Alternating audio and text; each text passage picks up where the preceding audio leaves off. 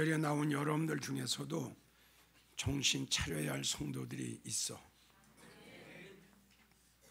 그리고 전국에서 방송을 통해서 이 설교를 듣고 계시는 또 목사님도 장로님도 권사님도 집사님도 신학 박사도 너나 할 거 없이 이제는 우리 모두 다 정신 바싹 차릴 때가 왔습니다.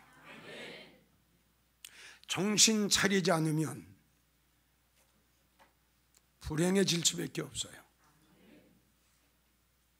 이제 성경책 가지고 교회 다니면서 입으로 주여 주여 형식적이고 습관적이고 그러한 믿음 생활 정리하세요.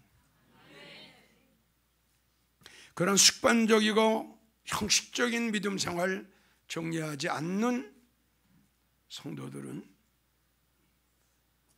이제 주님 오시게 되면 아주 불행하게 될 겁니다. 지금 이제 예수님도 좋다, 세상도 좋다, 이런 성도가 많거든요. 그러니까 양다리 걸치면서 믿음 생활하는 성도들, 이제 그렇게 믿음 생활하면 안 되죠. 이제는 버릴 것 버려야 되고, 그리고 끊을 것 끊어야 되고, 나올 때서 나와야 되고, 떠날 때서 떠나야 되고. 지금 우리에게 주신 마지막 기회예요. 떠날 사람이 떠날 곳에서 떠나지 아니하고 있으면 후회할 날이 오겠죠. 끊을 것을 끊지 아니하고 계속적으로 그런 생활을 하는 성도들이 있으면 아주 또 슬피 우는 날이 오겠죠. 버릴 것을 버리지 아니하고 그냥 가지고 있는 성도들이 있다면 주님 오실 날, 오시는 날 혼나겠죠. 지금은 돈 많이 벌어서 즐기면서 춤을 추면서 행복하게 살아봐야 되겠다라고 여기다 목적을 두고 돈 버는 데만 신경 쓸 때가 아니고, 부자 되려고 애쓰고 노력할 때가 아니고, 이제는 부자가 되려면 제일 첫째 말씀의 부자가 돼. 조금 가난하게 살아도 말씀의 부자가 돼야 돼. 히브리 5장 12절을 주님 말씀하셨잖아요. 그렇게 믿음상을 오래 했고 직분이 장로고 권사고 집사면서 그게 뭐냐, 그게? 아니 세월이 그만큼 흘려서 뭘 좀 알아야 되지 않냐? 초등학생이다. 뭐에는 초등학생이야? 말씀에 대해서는 초등학생이다. 참 한숨스럽죠. 젖이나 먹어라. 수십 년 동안 믿음 생활했으면서 아주 육적으로는 좀 돈 좀 가지고 있겠죠. 육적으로는 뭐 땅덩어리 좀 가지고 있겠지. 응? 육적으로는 뭐 사업장도 좀 그럴듯한 거 가지고 있겠죠. 그러나 영적으로 돌아가서는 아주 가난한 사람이에요. 말씀이 전혀 없어요. 말씀이. 두 번째, 부자 되려면 은혜의 부자가 돼야 돼. 은혜의 부자가. 맞는 것 같아요. 이 성도들이 수십 년 동안 믿음 생활을 했으면서 이 은혜의 중요성을 몰라요. 은혜를 받으려면 어떻게 해야 은혜를 받는지, 왜 은혜를 받아야 되는지, 은혜의 종류가 몇 가지가 되는지 참 한숨스러워요. 이제 우리 말씀의 부자가 돼야 돼요. 맞죠? 그럼요, 말씀의 부자가 돼야 되고 은혜가 부자가 돼야 되고. 근데 모든 성도들은 다 육적인 부자만 되려고 그냥 거기다만 그냥 집중을 해가지고 다 가난해. 영적으로 너무너무 가난해. 뭐 은혜 받은 거 다 쏟아버리고. 세 번째, 난 여러분들에게 말씀드리고 싶은 것은 믿음의 부자가 돼야 돼요. 아니, 우리 성도들에게 가장 소중한 게 세 가지 아닙니까? 하나님의 생명의 말씀을 내가 먹고 하나님의 생명의 영혼의 양식을 내가 먹어야 살지. 잠만 먹고 우리가 살겠어? 우리가 이 죄악된 세상 끝까지 승리하려면 믿음이 있어야 승리를 하지. 믿음이 있어야 사자굴식에 들어가지. 믿음이 있어야 세상 모든 걸 다 버리고 떠날 수가 있지. 내가 하나님 앞에 감사하고 주님 위에서 살 수 있으려면 내 마음속에 은혜가 있어야지. 은혜, 주님의 은혜, 하나님의 은혜, 놀라운 하나님의 은혜. 바울 사도가 고백했던 그 은혜. 야, 이렇게 예수를 핍박했던 내가, 바리새인 중에 바리새인이었던 내가, 그렇게 예수를 무시했던 내가 이렇게 변화되고 이렇게 내가 바꿔지고 내가 이렇게 새로워진 것은 다른 거 없다. 딱 하나다. 하나님의 은혜다. 이 세 가지가 우리에게는 참 중요한 건데 다 빈털터리가 됐어. 내 말 잘 믿어져요? 여기 없어요. 여기 없어요. 다 세상 부자만 되려고 그런다고.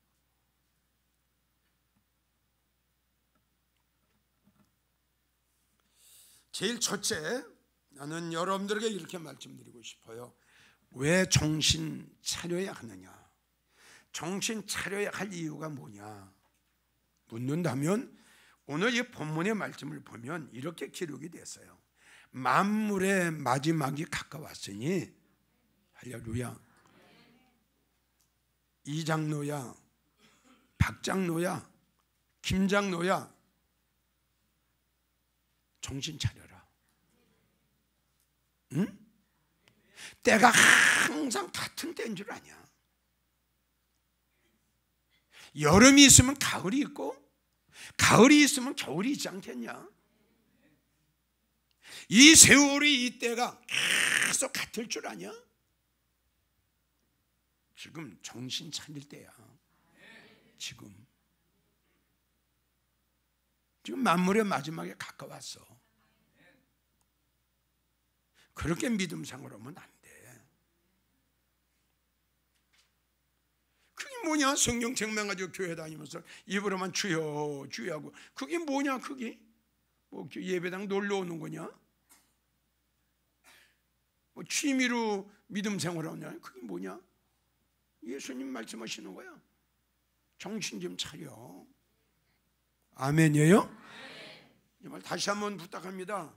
천국에서 이 설교를 듣고 계시는 수많은 사랑하는 나의 동력자님들, 그리고 사랑하는 나의 양떼들, 성도들이요, 이거는 어느 한 목사의 말이 아니고 우리 예수님이 우리에게 부탁하신 거예요. 정신 좀 차려라. 응? 그만큼 믿음 생활하면서 엉터리로 믿음 생활했으면 이젠 좀 철 좀 나야 되지 않겠느냐? 예? 바로 철 좀 나라는 거예요. 철 좀 나라. 언제까지 그런 생활을 하고 언제까지 그런 믿음 생활을 할 거냐? 지금 만물의 마지막이 가까웠어. 만물의 마지막이 뭐예요? 말세 아닙니까? 말세? 세상 끝 아닙니까? 아니 말세 우리가 해야 할 일이 뭡니까? 세상 끝날에 해야 할 일이 뭡니까? 그러니까 내가 누차 여러분들의 강조를 했지요. 때를 알아라. 때를. 우리가 살고 있는 때가 언제 땡갈 때를 알아야 되지 않겠느냐. 때를 모르니까 이렇게 되는 거예요.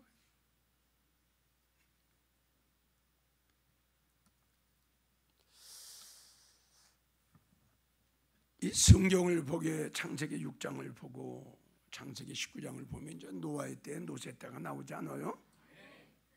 이건 뭐 여러분들 귀가 닳도록 내가 설교한 내용이죠. 노아의 때 하나님께서 홍수를 내려 심판하신 그 이유가 뭔지요? 사람의 죄악이 관영했습니다. 관영이라는 뜻은 뭡니까? 이게 차고 넘쳤다는 결론이죠. 여러분, 지금 우리가 살고 있는 시대를 한번 봅시다. 너무 세상 악해요. 자, 여러분, 그럼 세상 밖은 이렇다고 그래. 응? 교회 밖은 이래? 그럼 세상 안에 봅시다. 이 교회 안으로 봅시다. 그럼 지금 교회 안에서는 지금 어떤 일들이 일어나고 있는가? 참 정말 우리 정신 차려야 돼요. 정말 오늘 이 자리에 나온 여러분들만큼은 정말 우리 예수님께서 보셨을 때, 아멘. 누가복음 18장 8절을 보면 인자가 이 땅에 올 때에 이 세상에서 믿음을 보겠느냐. 그 말씀 뭐야? 마지막 때. 근데 참 이게 조금 아이러니한 것이 뭐냐 그러면 우리가 살고 있는 때가 노아의 때 아니야. 누가복음 17장. 우리가 살고 있는 때가 노세 때 아닙니까? 근데 우리 하나님께서 소돔과 고모라 성을 멸망하실 때 아브라함에게 알려주셨거든요. 그때 이제 그 아브라함이 하나님, 저 소돔과 고모라 성에 의인이 있어도 악인과 함께 다 멸망시킬 겁니까? 아니. 그래가지고 이제 의인을 찾기 시작했잖아요. 근데 10명을 찾지 못했어요. 자, 그러면 우리 시대가 노아의 때고 똑같다고 그랬는데 과연 우리 시대도 그 소돔과 고모라 성 때처럼 과연 이렇게 의인이, 믿음의 사람이 과연 이렇게 없을까? 전 목사로서 이런 생각을 해봅니다. 잘 이해가 안 갑니까? 자, 누가복음 17장 분명히 26절 말씀했죠. 노아의 때와 같고 노세 때와 같고 믿어져요? 인자의 임함도 하나님 나라가 가까웠다. 물론 큰 믿음의 사람, 의로운 사람, 그리고 이 시대에 믿음으로 살아가는 그런 성도가 만나기가 그만큼 어렵다는 것을 성경이 말씀해 놓으셨겠죠. 그렇죠? 근데 난 또 그렇게 생각합니다. 그 열왕기상 열왕기하를 보면 엘리야 시대 때 바알에게 무릎을 꿇지 않은 7,000명을 누가? 하나님이 어떻게? 감추셨거든요. 그럼 여기서 우리가 뭘 발견하게 되느냐? 하나님이 우리를 지켜주시고 하나님이 우리를 감춰주셔야 되지. 그러니까 7,000명을 남겨두었으니까 하나님이 남겨놓으신 거고 하나님이 숨겨놓으신 거란 말이에요. 우리가 숨은 게 아니고. 이제 이해가 가요? 그래서 이 말씀 속에서 뭘 우리가 발견하게 되느냐? 하나님의 도우심, 하나님의 은혜, 하나님의 역사가 아니면 이걸 우리가 발견하게 된다 이거죠. 이걸. 그러니까 엘리야 시대 때 많은 사람들이 살고 있었는데 7,000명밖에 없는 거야. 50명, 100명밖에 또 없는 거야. 여러분들은 이 시대에 하나님이 함께 하시고 하나님이 보호하시고 하나님이 의의 나무로 심은. 우린 이 말씀을 알았죠? 내가 의의 나무로 너를 심었다. 의가 뭐라고 그랬죠? 그렇죠. 내가 너를 믿음의 사람으로 심었다. 그래서 만물의 마지막에 가까운 겁니다. 그래서 만물의 마지막에 가까울 땐 어떤 일이 일어나느냐? 하나님의 심판이 있습니다. 그냥 만물의 마지막에 가까워서라고 생각하면 안 돼요. 만물의 마지막 때에 하나님이 어떻게 하실 것이냐? 하나님이 심판하세요. 노아의 때도 마찬가지 아니에요? 노세 때도 마찬가지죠? 악했잖아요? 음란했잖아요? 죄악에 관용했잖아요? 지금처럼, 또 지금이 그때처럼. 하나님이 가만히 계시겠어요? 생각해 보세요. 여러분들이 하나님이라면, 여러분들이 예수님이라면 세상이 이렇게 악해지는데 가만히 하나님 계시겠어요? 아니에요. 그래서 만물의 마지막 때에는 하나님의 심판이 있다는 것.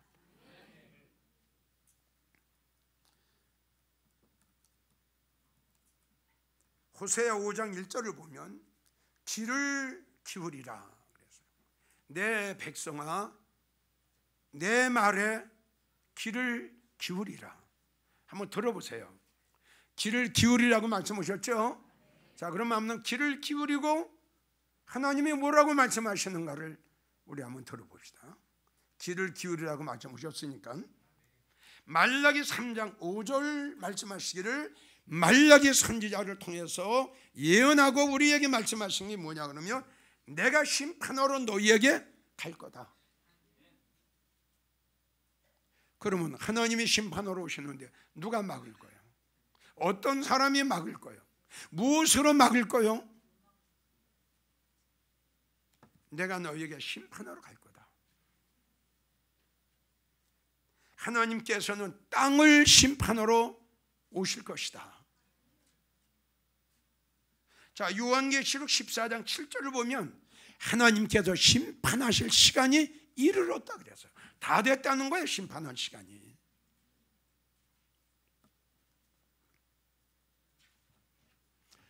노아의 때에 사람의 죄악에 관용해서 하나님께서 홍수를 내려 심판하셨고, 소돔과 고모라 성 때는 사람들의 음란해서 하나님께서 유황불로 심판하셨다는 사실을 기억하세요. 주님은, 우리 하나님은 언젠가는 심판하러 오실 겁니다. 아니, 하나님이 심판하러 오신다고 했는데 그 하나님이 거짓말 하시겠어요? 나는 이 시대가 오래 간다고 난 생각 안 합니다. 그래서 이 디모데후서 3장 1절부터 보면 내가 이것을 알라. 네가 이것을 꼭 알라. 말세에, 지금 이겁니다. 만물의 마지막에 가까웠죠? 바로 이겁니다. 말세에 고통하는 때가 너에게 올 건데 사람들은 자기를 사랑하고 돈을 사랑하고 자긍하며 교만하며 회방하며 부모를 거역하며. 맞죠? 감사하지 않고 무정하고 원통함을 풀지 아니하고 절제하지 못하고 사납고 배반하고 팔고 조급하고 자고하고 쾌락 사랑하기를 하나님 사랑하는 것보다 더하고 경건의 모양은 있으나 경건의 능력은 부인한다. 이렇게 성경이 기록이 되어 있어요. 사납다. 아까 이야기한 대로 무정하다. 그러니까 부모 죽이죠. 무정하죠. 사납죠. 절제하지 못하죠. 돈을 사랑하고 돈 때문에 아버지 어머니 죽였어요. 자, 그래서 지금 내가 여러분들에게 말씀드리는 것은 우주적인 심판입니다. 우주적인 심판이 온다 이겁니다. 예. 자, 두 번째 우리가 왜 정신을 차려야 하는가? 이젠 교회 심판이 있어요. 근데 이걸 모릅니다. 지금 교회 심판이 있는 줄 모릅니다.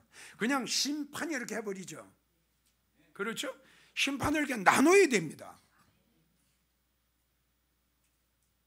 맞죠? 말씀에 단계가 있듯이 말씀을 나눠주시 이 심판은 나눠야 돼요. 제일 말세에 너희가 이것을 알지니 내가 너희에게 심판으로 임할 것이다. 내가 땅을 심판으로 오실 거다. 이거는 뭐냐 그러면 우주적인 심판입니다. 그래서 우주적인 심판이 있고, 두 번째 심판이 뭐냐 그러면 교회 심판이 있어요. 이거 꼭 아세요. 요한계시록 11장 1절 2절 보게 되면 내게 지팡이 같은 갈대를 주며 말하기를 너는 성전과, 성전과 세 가지가 나옵니다. 여기 다 나와요. 성전과 제단은 목사입니다. 그 안에 경배하는 자들은 성도입니다. 이게 세 가지 종류를 다 심판하라는 거예요. 그리고 성전 방마당 측량하지 말고 그냥 돌아. 이미 저들은 심판이에요. 이방인에게 주어서 마을 2달 동안 내가 짓밟게 하리라. 난 여러분들에게 또 듣기 싫을 정도로 이야기를 했어요. 여러분들 어제도 내가 말씀드렸죠. 예수님 오실 때 복 있는 성도가 되려면 어떤 성도가 돼야 되느냐. 때를 알아야 되고 때에 맞는 설교를 들어야 되고, 그 다음에 교회 잘 선택해라. 그 다음에 목사 잘 선택해라. 교회 잘못 선택하면 망하는 거 아니에요? 보세요. 내 말 아니죠? 내가 지팡이 같은 갈대를 주며 말하기를 제일 첫째 교회 측량해라. 왜? 하나님이 인정하지 않으시는 그런 교회가 있거든요. 예배당이 있거든요. 내 집도 재라. 대한예수교 장로에 걸었더라도 재. 저런 것들을 통해서, 가정한 것들로 통해서, 우상을 섬기는 것들로 통해서, 더러운 말씀을 통하고 더러운 떡을 통해서 내 집이 망가졌어. 재라. 뭐 잘 아시다시피 요한계시록 18장 1절에도 5절 보면 하나님 교회가 귀신의 처소와 각종 더러운 영이 모이는 곳으로 표현해졌어요. 귀신의 처소가 됐어요. 마태복음 24장 15절을 보면 멸망에 가증한 것들로 하나님의 성전을 더럽혔어요. 멸망당할 가증한 것들로. 이러한 교회는 여러분들에게 말씀드렸지만 하나님은, 주님은, 성령님은 벌써 떠나셨어요. 정말 무덤이에요. 회칠한 무덤이에요. 죽은 자들이 있는 곳이에요. 뭐 영적으로 죽어 있으니 뭘 깨달습니까? 그렇죠? 죽은 자가 뭘 합니까? 바로 그거예요.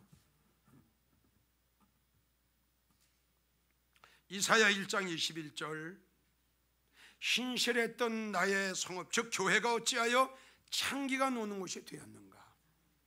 예레미야 49장 25절 나의 즐거운 성읍이 어찌하여 버림바가 되었는가. 하나님 버리셨어요. 이거 아셔야 돼요. 하나님 버리셨어요. 하나님 그 교회 버리셨어요. 성도님들 잘 들어야 돼요. 에스겔 9장 9절을 보면 그 교회는 불법이 가득 찼구나. 불법은 뭐예요? 하나님의 말씀을 어겼죠. 하나님의 말씀을 불순종하고 멸시했죠. 불법이 가득 찼어요. 에스겔 5장 11절 가증한 것들로 내 성소를 더럽혔으니 나도 그냥 있지 않겠다. 우리 성도님들 누차 말씀드렸지만 교회를 잘 선택하십시오. 자, 세 번째 왜 정신 차려야 하느냐? 이제는 성도 심판이 있습니다. 우주적인 심판, 교회 심판, 성도 심판. 잘 들으세요. 이 설교를 들으시는 성도 여러분들은 정말 꼭 이 말씀은 꼭 명심했으면 좋겠어요. 정말 부탁합니다. 성도의 심판이 있다는 사실을 여러분들이 꼭 명심하시기 바라요. 자, 베드로전서 4장 17절, 나는 내 집에서 심판을 시작한다. 지금 봉독한 요한계시록 11장 1절의 그 2절 내용을 보면 그 안에서 경배하는 자들을 심판하라. 에스겔 9장 6절을 보면 늙은이부터 죽이는데 내 성소에서부터 시작한다. 어떻게 할 겁니까? 이게 성도 심판이에요.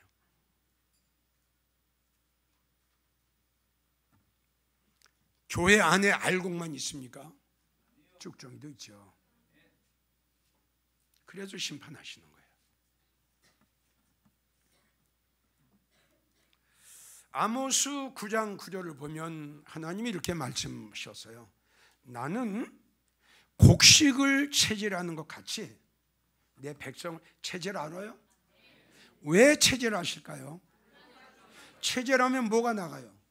그렇죠. 나는 내 백성을 채질하는데 곡식을 채질하는 것 같이 난 너희들 채질할 거다. 한번 채질하면 죽정이 다 나가죠. 마태복음 3장 12절, 손에 키를 들고, 키 아세요? 네, 시골에 사는 분들은 아시죠? 손에 키를 들고 타작마당을 정하사 알곡은 모아서 곡간에 들이고 쭉정이는 꺼지지 않는 불에 던진다. 키가 좋아하시는 이렇게 다 여기 다 올라가요. 여러분들도 키에. 이제 하나님이 이제 하면 쭉정이 다 나가 모아가지고 이제 불에 던져버리는 거죠. 알곡은 모아가지고 이제 알곡은 여기 있죠? 안 나가고 그거 이제 곡간에 들이시겠지. 이게 성경이 분명히 이게 있거든요. 그런데 너무너무 몰라요. 너무너무. 마태복음 25장 32절을 보면 예수님께서 말씀하시기를 내가 각각 분별하기를 목자가 양과 염소를 분별하는 것 같이 내가 분별한다. 한마디로 말해서 양 같은 성도와 염소 같은 성도를 하나님 갈리시겠다는 거죠. 이 양과 염소에 대해서는 내가 여러분들에게 설명을 했어요. 마태복음 13장 47절을 보면 물고기가 그물에 가득하매 좋은 것은 그릇에 담고 못된 것은 내어 버리느니라. 세상 끝에도 이와 같으니라 그랬어요. 세상 끝에도 이와 같다. 두렵죠? 마태복음 3장 10절을 보면 이미 도끼가 나무 뿌리에 놓였으니, 여기 나무 뿌리는 이 나무는 성도입니다. 이미 도끼가 나무 뿌리에 놓였으니, 이미 놓였어요. 좋은 열매를 맺지 않는 나무 내가 찍어서 불에 던진다. 아모스 5장 3절, 1000명 나가는 교회에 100명 남고 100명 나가는 교회에 10명밖에 안 남는다. 마태복음 24장 25절 여러분들은 너무나도 잘 알 것이고, 두 여인이 매를 갈고 있으며 하나는 합격, 하나는 불합격. 10처녀가 신랑 예수님을 기다리고 사모했고 어린 양 혼인잔치에 들어가기를 원했지만 예배하였던 슬기로운 5처녀만 신랑과 함께 혼인잔치에 들어가고 나머지는 버림받아 기회를 놓친 후에 와서 문을 두드리면서 주여 주여 했더니 예수님이 말씀하여 하시기를 나는 너를 도무지 못한다. 기회를 놓쳤어요. 자, 네 번째, 왜 우리는 정신을 차려야 하는가? 네 번째, 우리의 영혼을 사냥하는 영혼의 사냥꾼들이 우리 주위에는 얼마나 많은지 몰라요. 아마 이 설교를 듣는 성도들, 이 영혼의 사냥이 뭐지? 아마 이렇게 반문하는 성도도 없지 않아 있을 겁니다. 여러분 얼마나 무서워요. 사냥꾼이 새를 사냥하듯이 무섭죠?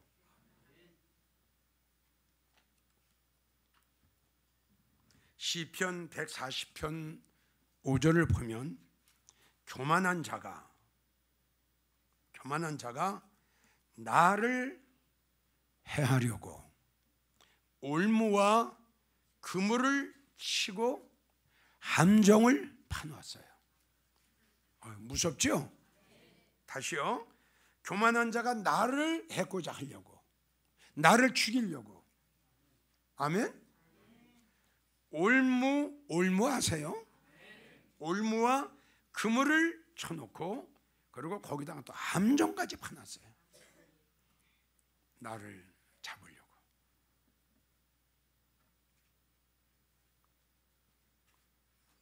시편 142편 3절, 저희가 나를 잡으려고 올무를 숨겨 놓았어요. 잘 안 보여요. 무슨 뜻인지 알겠어요? 시편 119편 110절, 악인이 나를 해하려고 올무를 숨겨 놓았다. 또 이렇게 기록이 되어 있어요. 여러분 이게 얼마나 끔찍합니까? 함정을 파놨단 말이에요. 함정을. 그리고 사냥꾼이 산에 올라가서 산짐승 잡으려고 올무 있죠? 여기에 올무에 걸리면 나오지 못해요. 함정에 빠지면 어떻게 나와요? 그래서 이단에 빠진 사람들이 그래서 못 나오는 거예요. 올무에 올무에 다 얼금했는데 어떻게 나옵니까? 이미 함정에 빠졌는데 어떻게 나옵니까? 베드로전서 5장 8절, 지금도 마귀는, 사단이는, 이단들은, 거짓 목자는 우는 사자와 같이 삼킬 자를 두루 찾아다녀요. 오늘은 영광제일교회 누구를 내가 삼킬까? 아이고 끔찍하죠. 삼킨다고 그래. 아예 삼킨다고. 미혹도 아니고 아예 삼켜버리려고 하는 거예요. 오늘도 사단, 마귀, 거짓 목자, 이단들은 누구를 삼켜버릴까? 누구의 영혼을 내가 사냥할까? 마태복음 24장 24절을 보면 거짓 선지자들이 할 수만 있으면 이렇게 했어요. 자, 할 수만 있으면이란 뜻이 뭐라고 그랬죠? 수단 방법 가리지 않고 이거예요. 수단 방법 가리지 않고 하나님이 택하신 자들까지도 삼키려고 지금 찾아다니는 거예요. 여러분 얼마나 무서워요. 자, 결론입니다. 지금 한국교회 빨간불이 켜졌고 한국교회 이대로는 안 된다. 교회는 많은데 교회다운 교회가 드물고, 목사님들 많은데 목사님다운 목사님도 드물고, 말씀을 많은데 말씀 많은데 말씀다운 말씀도 참 듣기가 어려운 시대가 됐다. 자, 이럴 때일수록 우리는 어떻게 해야 된다? 정신 차려야 돼. 정신 차리지 않으면 어느 때 어느 시에 누구에게 내가 미혹당할지 몰라요. 바싹 차려야 돼요. 그래서 주님이 우리에게 하신 말씀, 만물의 마지막에 가까웠으니 너는 정신을 차리고 근신해라. 그리고 잠들지 말고 영적으로 깨어서 기도하라. 꼭 여러분들 정신 바짝 차려서, 어떤 정신 차리고 있는 성도들은 미혹당하지 않을 거예요. 마지막까지 승리할 수가 있습니다. 이러한 성도가 꼭 되기를 주님의 이름으로 부탁합니다.